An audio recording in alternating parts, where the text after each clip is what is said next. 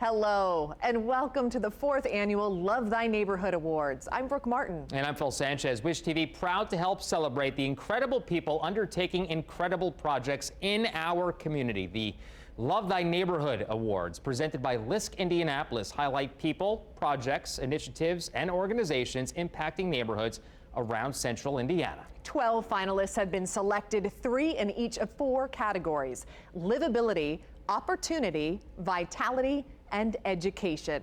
We'll show you stories from these 12 finalists, and one group in each category will win a $2,500 cash award. And one group will also win the People's Choice Award and its $5,000 award. But first, let's learn more about the organization behind these awards, LISC Indianapolis.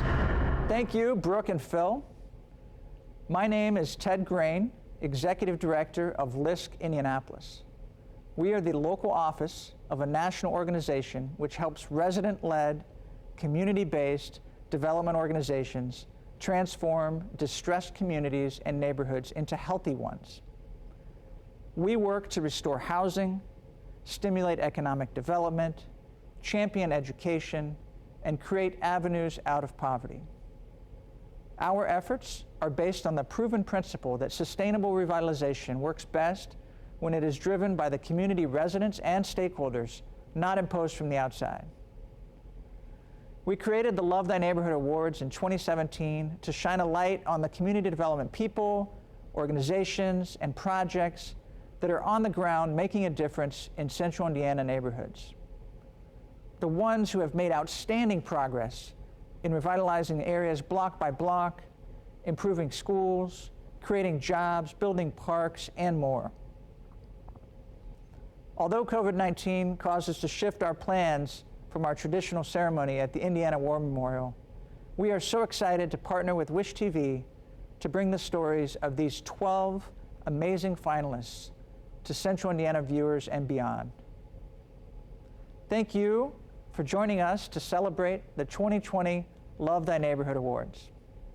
Hello, and welcome to the 4th annual Love Thy Neighborhood Awards, hosted by LISC Indianapolis. Today we honor the organizations and the projects that transform neighborhoods throughout the Indy area. For 200 years, Indianapolis has been a city of neighborhoods. From the original plan for the Mile Square to the latest evolution of Fountain Square, our love of the neighborhood has always endured. And never before has that love been more important or worth celebrating. These 12 finalists have done an extraordinary job of making their neighborhood a better place to live, work, play, and thrive. That is always a critical role, but especially in times like these. Neighborhoods need strong advocates, and nobody advocates like the men and the women who live in a neighborhood. So on behalf of the city of Indianapolis, I want to extend my gratitude to all of today's finalists for everything you have done to strengthen and improve your community. I thank you. Good afternoon. My name is Andrew Perry. I'm a developer with Browning and member of the local advisory board for LISC Indy.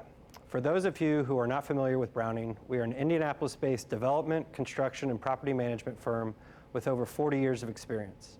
Corporate, community, and municipal leaders have turned to Browning when they need a partner to deliver projects that strengthen communities and bring big visions to life. Browning is honored to be a presenting sponsor of the 2020 Love Thy Neighborhood Awards. Browning and LISC share similar guiding values of inclusion, partnership, trust, teamwork, and understand the importance local organizations play in building stronger communities. Browning and LISC have both invested in new projects at 16 Tech, where the Browning team has placed a focus on building relationships, the inclusion of local and minority contractors, and providing construction training opportunities for residents. We look forward to bringing these same practices to the Twin Air neighborhood as we start our Aquitas project near the Community Justice Campus. It is also through our shared values that Browning, LISC, and the countless other community-focused organizations, some of which we celebrate today, are bringing about real and lasting change to neighborhoods and residents of our city. We are excited to celebrate the important work of today's nominees, and we wish you all the best of luck. Hi, I'm Mike Ash, Regional President for Fifth Third Bank, and we are proud to be presenting sponsor of the Love Thy Neighborhood Awards, which recognizes community game changers in the Indy region. Created in 2017 by LISC Indianapolis, the Love Thy Neighborhood Awards continue to encourage the transformation of neighborhoods throughout the Indy region into authentic, attractive, and livable places for residents and visitors. Fifth Third Bank continues to proudly stand by its communities as it has for over 160 years. The quality of life in our community is important to us because we also work, play, and raise our families here. That's why we've committed to improving lives in all the markets we serve and why we partner with community game changers like LISC. Given these uncertain times, we are communicating more than ever about the resources and information available to secure the financial stability of our clients, our communities, and our families. But not only are we communicating broadly, we are also listening deeply. We are eager to keep hearing and learning from the communities we serve to better understand how Fifth Third Bank can continue to make a difference in everyday lives. Let's now start to recognize some of the community game changers right here in central Indiana. We'll begin with the Livability Award. It recognizes an organization or project with a long-standing commitment to healthy communities. Finalists in this category have created communities in which residents have daily access to art, nature, recreation, and beauty. Here to tell us more, Diane Schusel from the Central Indiana Community Foundation. By seeking to build community and create opportunities for children and adults to reach their full potential and live a life of dignity, Central Indiana Community Foundation and Glick Philanthropies are focused on making Central Indiana a healthy and thriving community with inclusive economic growth. We know that funding to support economic mobility, family stabilization, and neighborhood empowerment are key initiatives in creating more livable communities. Here are the finalists in the Livability category.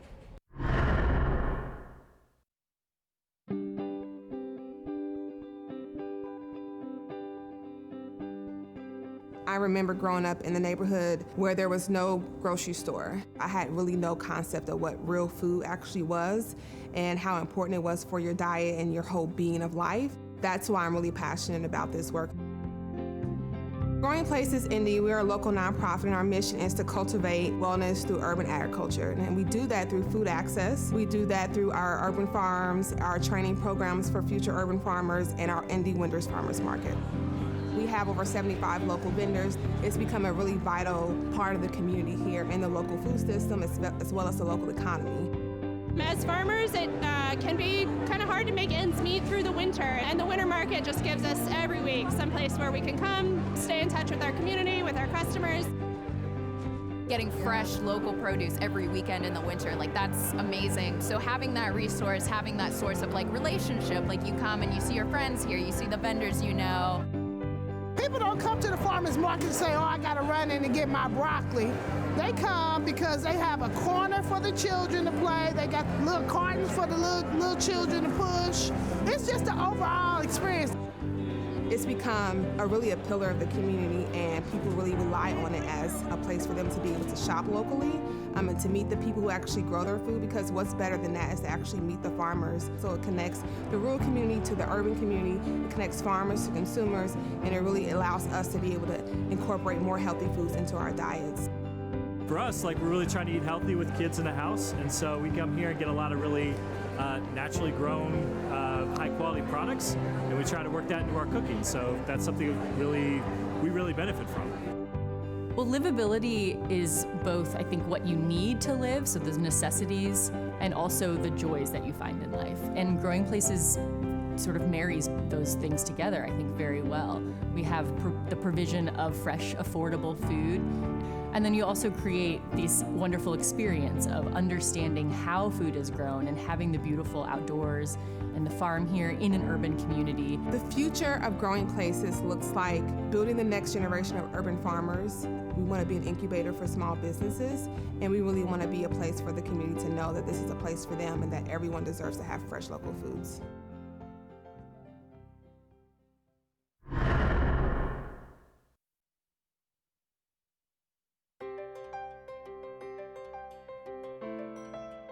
We really wanted to turn this downtown into a thriving culture with art and businesses and restaurants. And we decided that the only way to do that was to do it first and show people that it works.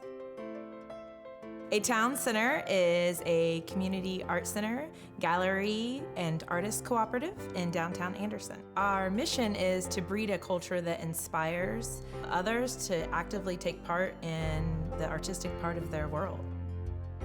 Some of the programs that we provide are art classes for a variety of ages. We have painting classes, we have sculpting classes, we have different classes for everyone, and we also offer free movies to the community, and we have an outdoor movie series, as well as yoga, and one of the most popular events that we have is our First Friday. Downtown has been known as more like a place for lawyers and professionals to have their offices during the day, and at night it just was empty. The idea of bringing people back to downtown, walking the streets, going to the restaurants, listening to music in the park, just changes the atmosphere again and makes people proud of the downtown that they have. It's a good place, a good time to talk to your neighbors, to see what's going on, see how their shops are doing, and just to see their kids too. It's home, it's family. When A Town Center opened, things started to pop downtown.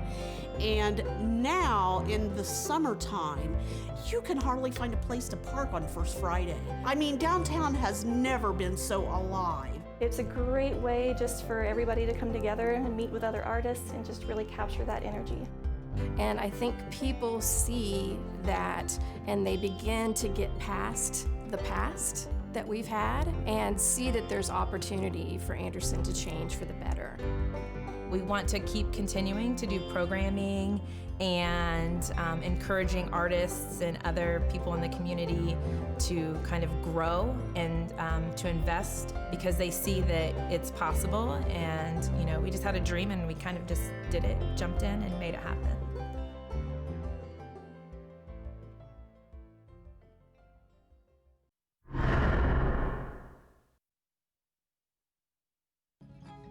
I kept ending up in places thinking, why aren't more people down here? This is absolutely beautiful. And the more I was looking at the river, the more I realized that whatever happens with this river is going to be the major determining factor of what happens to our neighborhood. So we thought about what it might look like to bring some arts down onto the river, to create a way to get residents down there and help residents claim that as an asset of their own.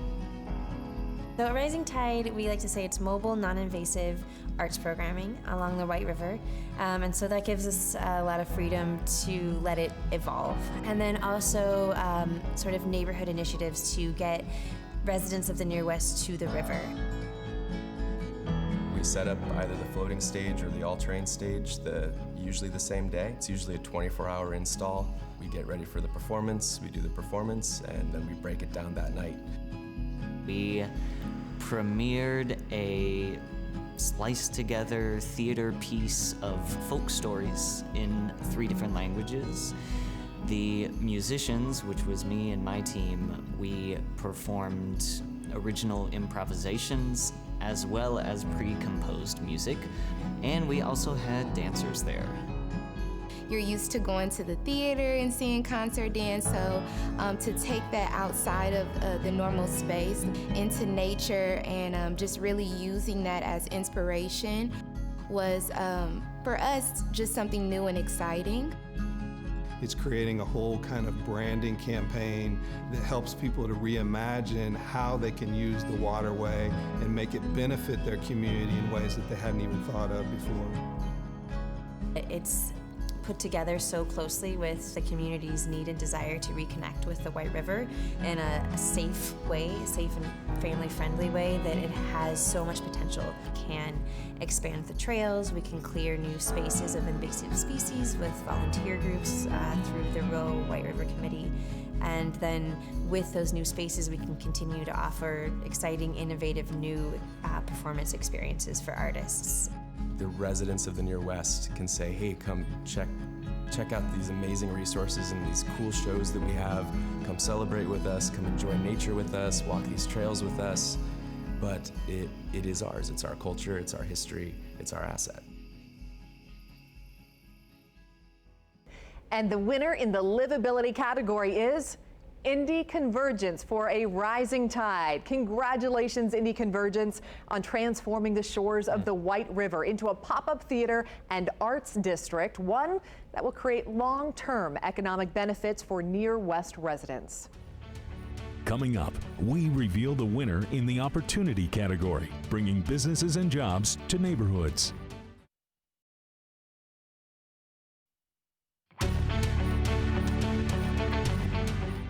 Welcome back to the 4th Annual Love Thy Neighborhood Awards, presented by LISC Indianapolis. I'm Alexis Rogers. These awards honor groups helping transform neighborhoods throughout the Indy region. It's time for the opportunity category. Now, this category recognizes an outstanding organization or project that focuses on creating jobs, building human capital, supporting existing businesses, and redeveloping commercial property for viable new businesses. The opportunity category is sponsored by Merchants Bank. I'm Carol Gasson, and I am the Community Reinvestment Act Officer for Merchants Bank of Indiana. At Merchants Bank, we have developed key strategic initiatives focusing on advancing affordable housing. We are also passionate about developing and executing on products and services to assure that affordable housing is developed and retained, whether it be through home ownership or rental housing. Through our Impact program, Merchants Positively Advancing Communities Together, we strive to stimulate community and economic development, promote financial literacy education, and connect people and their communities through our volunteerism and contributions in the communities we serve. We are proud to be a sponsor of the Love Thy Neighborhood Award in the Opportunity category, and here are the finalists. This whole building was more or less wide open. There were no hallways, there were no studio spaces. It was dark, it was wet, but I was excited because I knew that if you build it, they will come. If you put out a good product, if you are honest to your tenants and you treat them fairly, the artist will come, and they have. 201 Studios is a new creative hub for arts and crafts and makers on the Near East Side of Indianapolis. It's in my opinion, a place that has long been overlooked, that is in desperate need of some new infrastructure and just new investment. This building was built starting in 1918, finished in 1919 for standard service products. I bought the building in 2017, so we're coming into our 3rd year of ownership. The place that I was in was tiny and not really ideal. Got wind of this building, I came over and I signed a lease that day.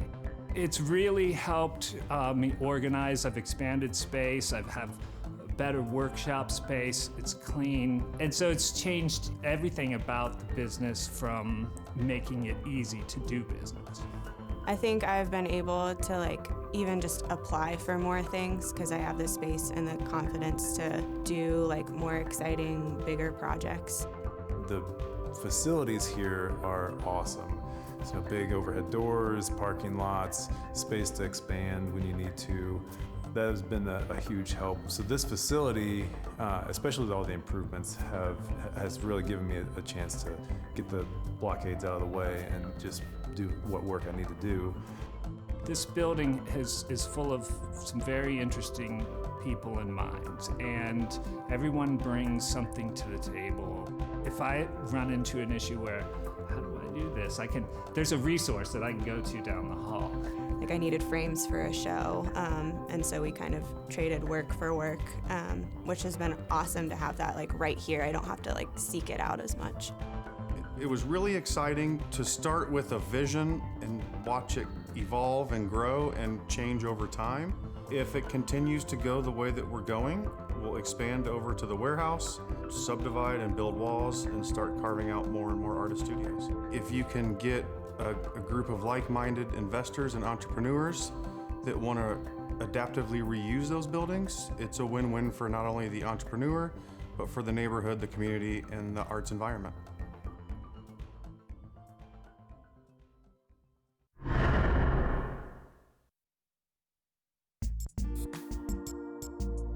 there's a lot of entrepreneurial and technical support for the Indianapolis community, but there isn't anything for those that are coming out of facilities or that might be justice involved. And so Ready provides a training and one-on-one coaching opportunity to help those that are justice involved start their own business.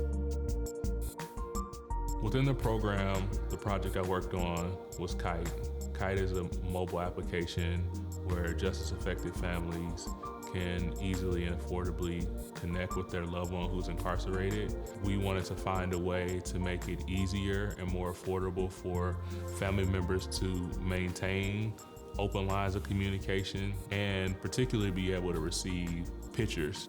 Working with the staff at Ready was, the best way I can describe it, was empowering. They always had very important feedback to give, and in a lot of instances served the purpose of helping to make the idea that I was formulating better. We offer free business coaching where you can come in at any time and talk to us about the problems you're seeing or what's those next steps that you need to be taking. Once a year we do a pitch contest where 5 finalists stand up and in a Shark Tank style setting pitch their business for 5 minutes. The judges get 5 minutes to ask questions, and the winner receives $2,500 and in-kind services as well. Beyond that, we offer a leadership academy that looks at how to go about selling to an individual that might not be somebody you're used to selling to, and also how to deal with rejection in a positive manner. Having other people invest in you makes you more confident about your own abilities because you're not in it by yourself. It doesn't allow me to give up when it gets difficult. Over the last 3 years, we've been able to launch 20 businesses. We've provided 4 microloans to individuals in the community.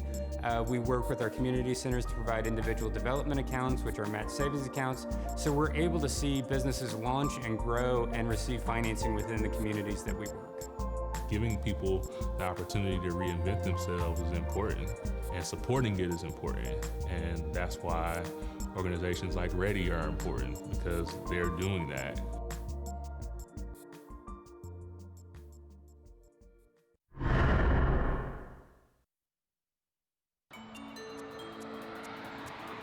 When we were first in catering, we realized that one of the obstacles that we faced was that we didn't have a bunch of starting capital, so we had no real way to get our names out there, our food out there, our product out there.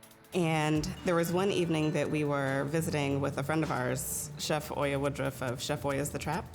And I had, in jest, made the comment of, you know, rappers and poets and singers, they all have this platform of open mic nights to get themselves out there. Who's doing that for culinary artists? Because they're artists as well.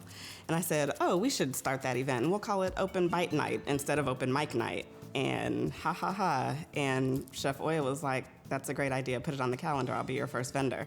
It was just something we were expecting to be typical for us, 75, 85 people, and we ended up bringing like 300, 400 people in our front yard.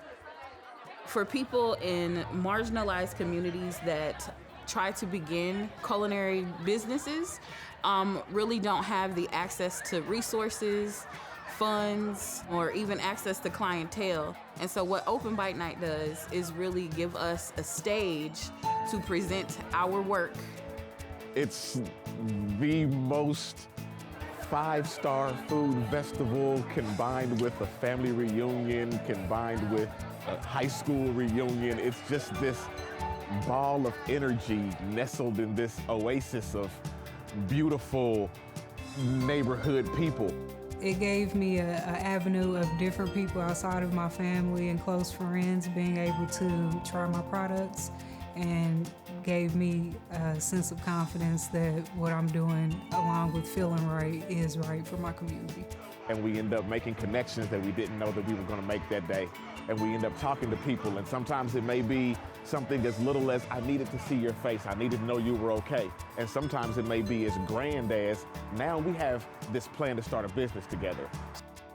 I get really emotional when I talk about it because Open Bite Night really allowed me to meet a whole lot of people that I would have normally not met. It gave me access to a different audience than I would have ever had access to, and just gave me really the confidence to be able to sell it.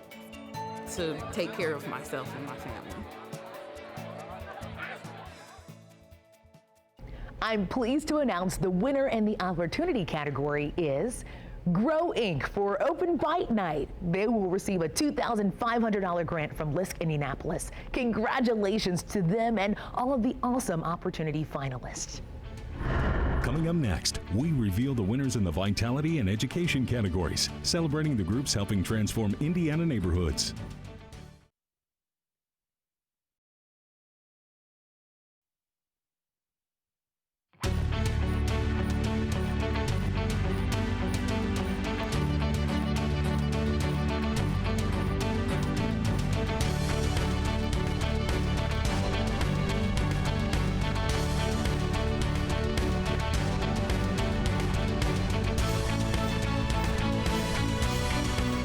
Welcome back to the Love Thy Neighborhood Awards. We continue to recognize community game changers in Central Indiana.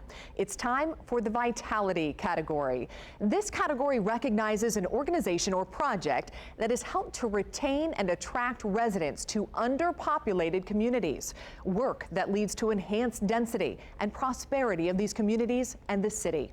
The sponsor of this category, the Indianapolis Neighborhood Housing Partnership. INHP is proud to support the Vitality category.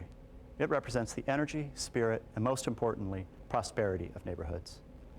INHP has the honor of working with each of this year's finalists in various capacities, so we are glad we did not have to help choose between these three worthy applications. The work of each of these finalists closely aligns with INHP's vision that every person in Indy should have the opportunity to live in a safe, decent, and affordable home in a vibrant neighborhood. These applications are in alignment with various INHP initiatives, such as access to transit, promoted by our Equitable Transit-Oriented Development Program, or development of affordable single-family homes that we have undertaken together. And we have been pleased to support these organizations with our flexible loan capital to activate their mission-aligned activities.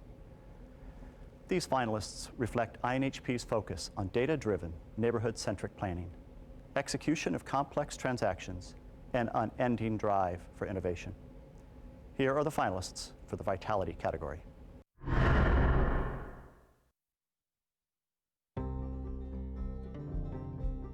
I've been out there on the streets. I have so much more peace now. Every day it's kind of like a new experience, just to wake up and have a glimpse of reality. Not to say that I have to pinch myself to see if this is all real, but it's like sometimes I lay down and I look around and I wonder, am I at home or am I at somebody else's house? I'm just thankful to be a part of Parker Place. For any community, we now know a need is that people are aging, and aging in homes gets really complicated because of mobility issues, because of cost. Seniors live on a fixed income, and so they need affordable places to live. Parker Place is a Section 42 low-income apartment building for senior residents, meaning one member of the household has to be 55 or older. Before I came here, I lived in a house with just electricity. There's no heat, no water. And that's when the VA stepped in and they found me at this place and they moved me in here. Well, the apartment was made like it was made for me. It's got the big walk-in shower. The countertops and the kitchen, they're all low, so I can I can do dishes and stuff. It's fixed up for disabled people, older people. We value community, not just a business transaction. So giving the residents opportunities to engage with each other is really, really important. We do that through various community events, lunches, that sort of thing. It's this community. You feel like, that someone really is there that really care. To address all of the bigger issues of addiction and isolation and mental illness, at the core of those, if people know that they are loved, that they are valued, and that they belong somewhere, and then we'll be able to start working toward health and stability. Parker Place Apartments, living here has made my life better. I can breathe. We really do, I think, give people a place to call home. Not just the place that they live, but a place to call home.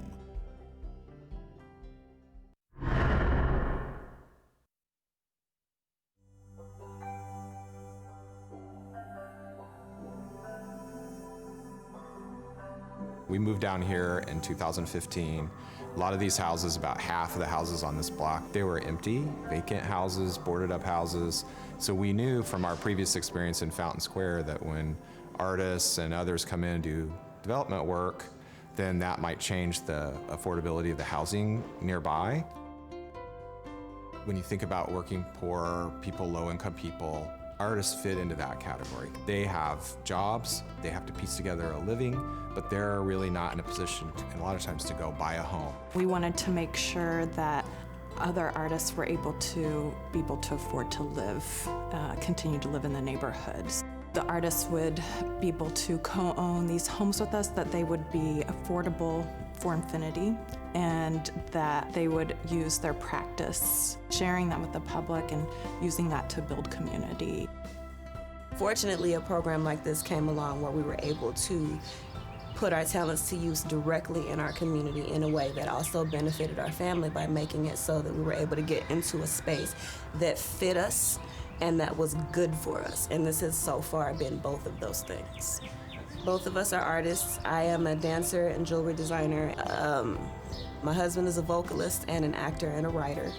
So in exchange for what is basically 50% off of a house, they're giving 16 hours a month of work in support of the community through their art practice. So it's an exchange that keeps artists involved in the community, supports community initiatives and ideas that come from neighbors, but also gives affordable housing to the artists. We have residents in place already. We're in process on some more homes, so we're really excited about the idea of having everybody in place and then saying, okay, now we're all here, let's just do these things, let's work together on this stuff.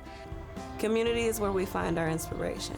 The people that we're interacting with every day, the people that run the businesses that make sure that we keep going. All of those things matter to what it is that we do, because as an artist, we have a responsibility as amplifier for their voices as well as our own. Our role in this neighborhood is to not only show the ways that it's always been a very vibrant community, but also ensure that it continues and that we add to just keeping this Garfield Park area, a gem, the gem that it is.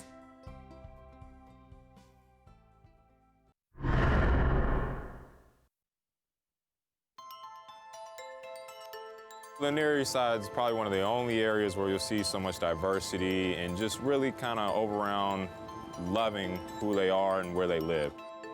As you can see, we look around, there's a lot of change going on just with developments and things like that. And it's important for neighbors to have a say on what kind of goes on in their neighborhood. The plan's extremely important just to making sure that the neighborhood takes a course that the people who live here really want to see. The Near East Side Quality of Life Plan is a neighbor-led, neighbor-created document that outlines all of the goals that the neighborhood has. The original plan had about 200 objectives, many of which were completed and led to a lot of really great change on the Near East Side. So our new 2020 Quality of Life Plan is designed to be kind of like a follow-up. Hola, buenas tardes. Me llamo Iprovina. We created a survey that we distributed to over 1,000 neighbors, what they care about, what they see in their neighborhood, how they feel, what things they want to see, what their dreams are for the community. Then we also had community dinner and dialogues or focus groups, and really ramping up our community engagement, where we hired 5 part-time community organizers.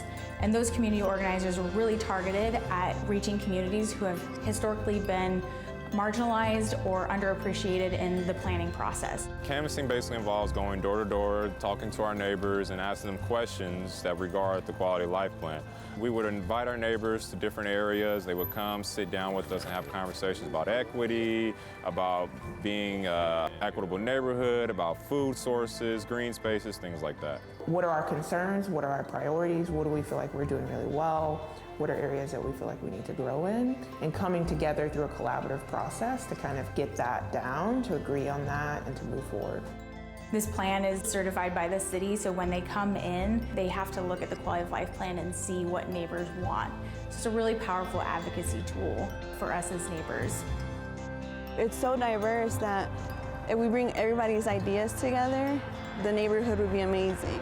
I really hope that in the future we continue to center this idea of loving your neighbor, not just certain neighbors, but all neighbors. I've been in this neighborhood for 20 years, and I've gotten to meet some amazing people, some amazing neighbors, and I want everybody in the community to feel that way.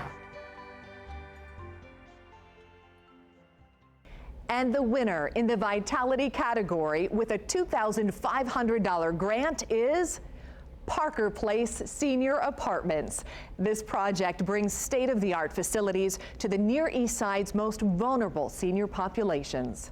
Our last finalist category is education. This category highlights an organization or project that has contributed significantly to the enhancement of the learning opportunities in communities, from cradle to career. These finalists work to secure access to quality schools, empower youth in civic engagement, and improve employment skills for adults.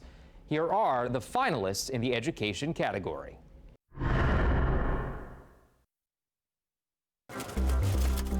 I came through Recycle Force almost 7.5 years ago. A lot of people here is here because something they done in their past, you know. And when you get here now, our whole motto is to look forward. What you're gonna do in the future now. Do not worry about your past. Our main mission at Recycle Force is to help people that are coming out of jail and prison, help them reintegrate back into society. And we recycle. But our main mission is actually the people. We want people to better themselves, but they also need a paycheck. And a lot of times they're being pulled between bettering themselves and not getting a paycheck, or getting a paycheck but not really bettering themselves. So what we do is we actually pay people to do the training. So that would include taking your high school equivalency or even studying for that high school equivalency. But the real thing that we are providing for most workers are workplace credentials. That's everything from OSHA 10 to RECRA to a forklift credential to HAZWOPER 40. And our whole initiative here is to have people not to go back to prison. You know, we're trying to do everything we do with the certificates, the training, with the counselors and things to try to have people not to repeat, to go back in there. Now you have more job training, more certificates where you can go out and get a better job. The future, to me, is moving forward, moving on probably from this company, better pay, better opportunities. With the certifications I've gotten here, there's many opportunities out there for me. I just have to get through the probation that I'm on now. So another couple months and I'll be on my way to a better paying job. We're helping the city lower crime. We're helping create people that don't have jobs become taxpayers. We're helping people unite back with their families and be fathers or mothers of their children. We're helping people break cycles that are generational. I have an 18-year-old daughter. I have a 5-year-old son. I spend all my extra time with them, and it's wonderful.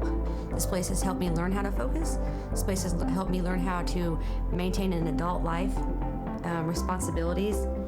Without this place, I really don't know where I'd be.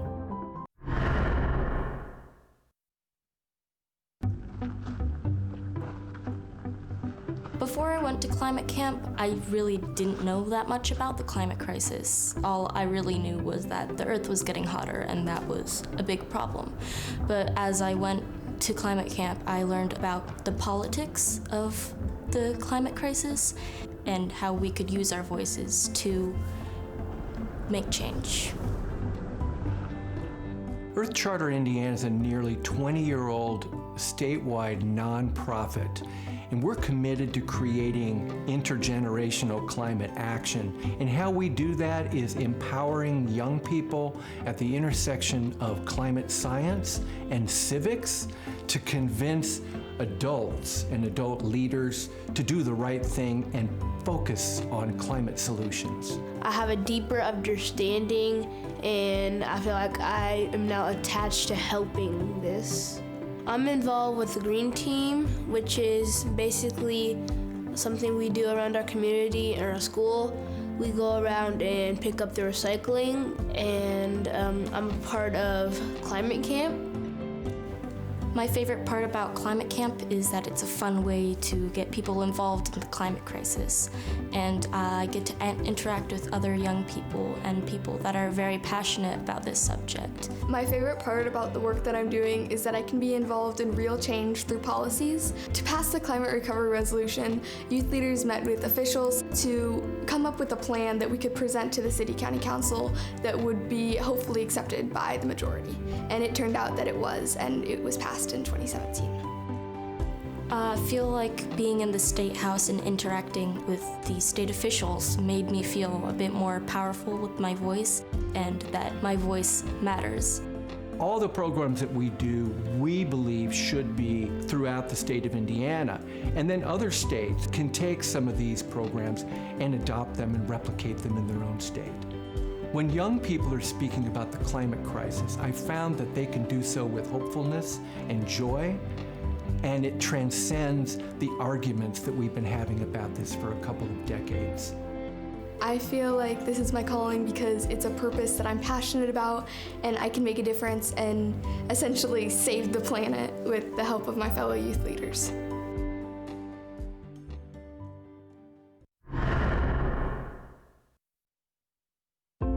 As soon as I walked into the door, you can just sense the community, the family, the children were joyful, and there was just this pleasant, peaceful atmosphere. So we knew, even though they were in daycare, that this is where we wanted to be for school.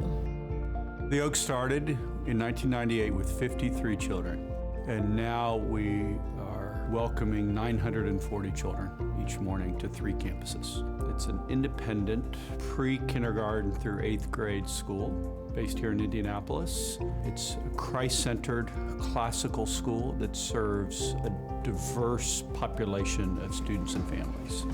The fact that we are diverse, it gives all the children from different backgrounds an opportunity to walk alongside other individuals that they may not have ever come in contact with if their parent hadn't chosen the Oaks Academy.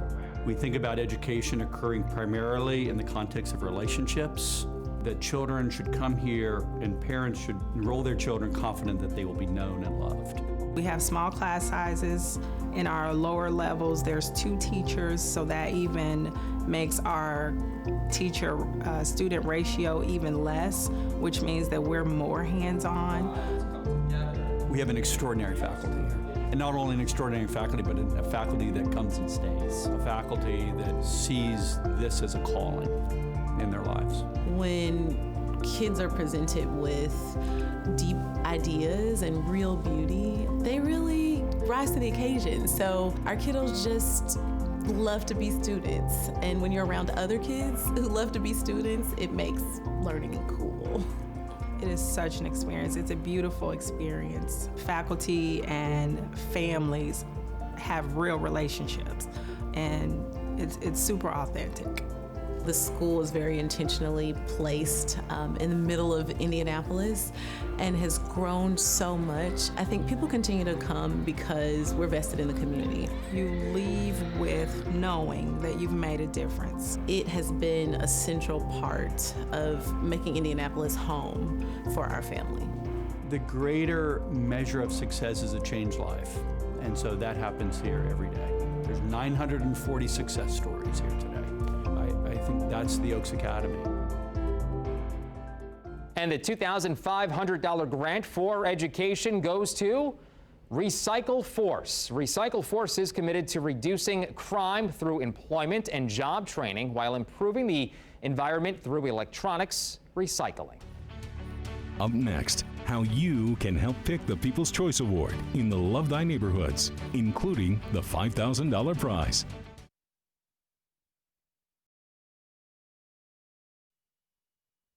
Videos of the nominees for the 2020 Love Thy Neighborhood Awards produced by Yardbox Films with special thanks to Devon House Creative.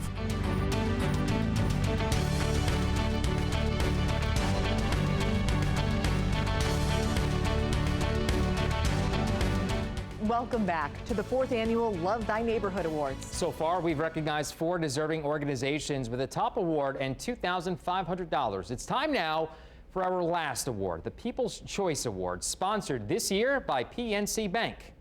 On behalf of PNC Regional President Connie Bond Stewart and all of our employees at PNC Bank here in Indiana, we salute the success and growth of the Love Thy Neighborhood Awards.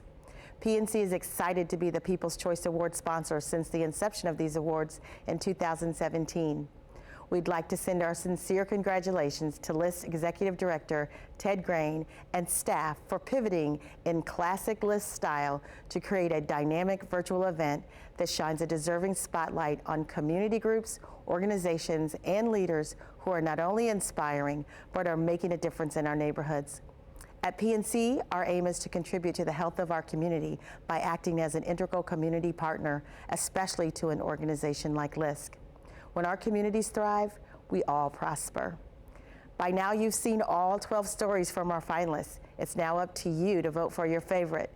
The winner will receive an unrestricted $5,000 grant to help fulfill their mission in transforming Indy neighborhoods. Get this, you get to help decide the People's Choice Award winner. Here's what you need to do. Go to wishtv.com/neighborhoods right now. There you can vote on who you believe should win the $5,000 grant. Voting is open until Friday, October 9th. We'll announce the winner on Daybreak right here on Wish TV on Monday, October 12th. Congratulations to all of the finalists and winners today. Your tireless work to address the significant challenges facing Central Indiana neighborhoods does not go unnoticed, and today we celebrate your efforts and successes. Please join me in thanking all of our sponsors for this event. This work is only possible through collaboration, and we are grateful to the businesses and organizations that have stepped up to support this award ceremony.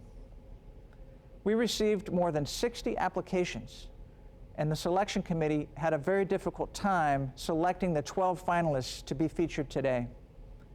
We know there are many more examples of this kind of heroism throughout the Indy region. We encourage you to think about those organizations, people, projects, initiatives that you can lift up and nominate for next year's awards. Be sure to follow LISC Indianapolis on Facebook and Twitter to learn more about the awards process and to apply for the 2021 Love Thy Neighborhood Awards. We know that underappreciated neighborhoods have serious challenges. LISC Indianapolis is intent on addressing these complex issues, from life expectancy to economic mobility to addressing the racial equity gap. We are always looking for new ways to collaborate to address these challenges. Please reach out if you would like to find a way to get involved in this important work. Lastly, I want to thank Wish TV for allowing us to share these stories today. Thank you, and have a good night. Thank you for joining us for the Love Thy Neighborhood Awards. It's been our honor to highlight these fantastic groups making Indianapolis a better place to live. You can find more information about all of them right now on wishtv.com. From all of us here at Wish TV, have a great weekend.